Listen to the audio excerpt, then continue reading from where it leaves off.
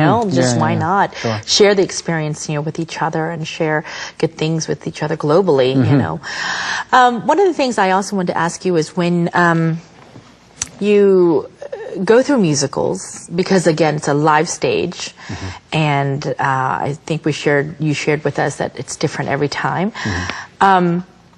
Is there a thing that you do to psych yourself up before going out? I mean, the first show is going to be always at its, you've done many first shows, so it's at the highest stress, Same goes with me, TV shows. I've started many new TV shows. It's such high stress.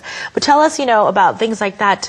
What do you do to psych yourself up, or do you anything particular before you go out on the stage? Sure. Well, it's a matter of everybody's different. And, as exciting as opening nights are, every night is nerve-wracking for me. I think every night is nerve-wracking for every actor, especially if you have to remind yourself, before you go out on stage, you have to remind yourself that there's people experiencing this show, this story for the very first time.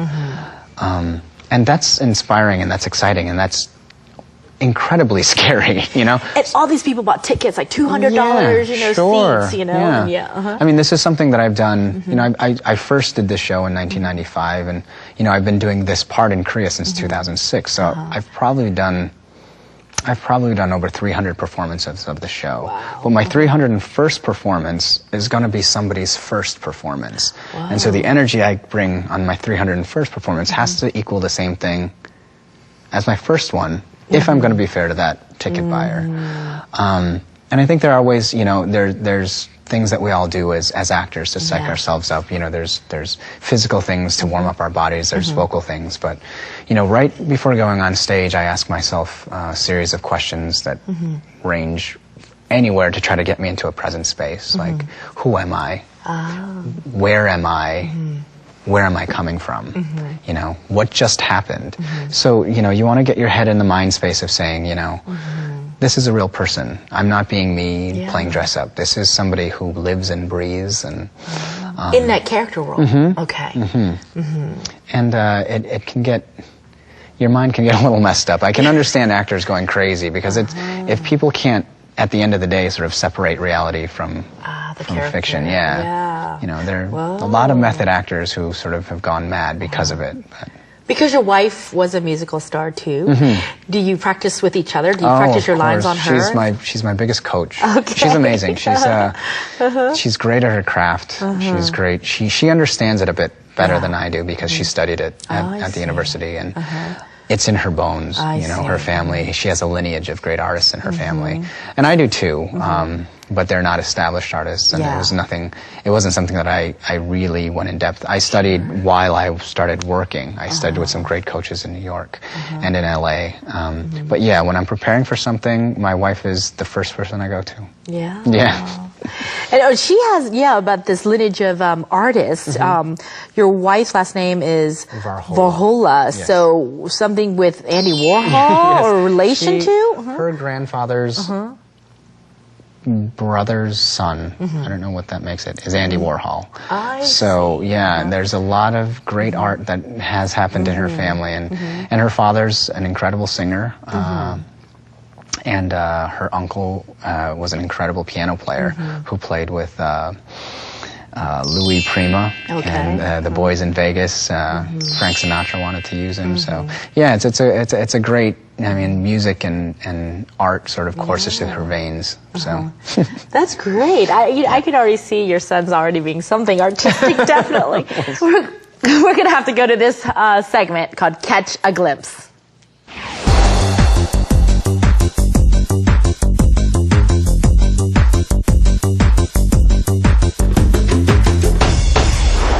Hey everybody, I wanted to share another song with you before I left. In case you missed the show Miss Saigon, I wanted to share one of the songs from the show with you.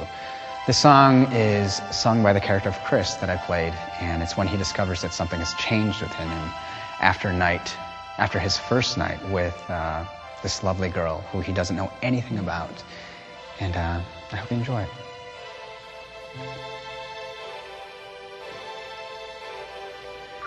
Why does Saigon never sleep at night? Why does this girl smell of orange trees? How can I feel good when nothing's right? Why is she cool when there is no breeze? Vietnam, you don't give answers to your friends. Just questions that don't ever end. Why, God? Why today? I'm all through here. On my way, there's nothing left here that I'll miss. Why send me now a night like this? Who is this girl in this rusty bed? Why am I back in a filthy room? Why is her voice ringing in my head? Why am I high on her cheap perfume? Vietnam, hey, look, I mean no offense. But why does nothing here make sense? Why, God? Show your hand. Why can't one guy understand? I've been with girls who mean much more. I've never felt confused before. Why me?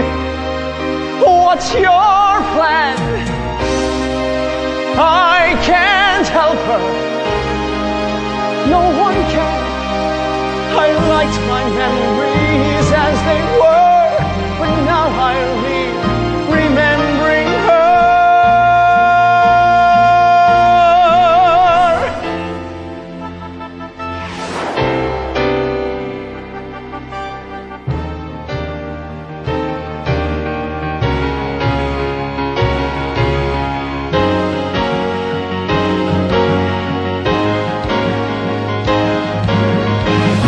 When I went home before, no one talked of the war. What they knew from TV never had a thing to do with me.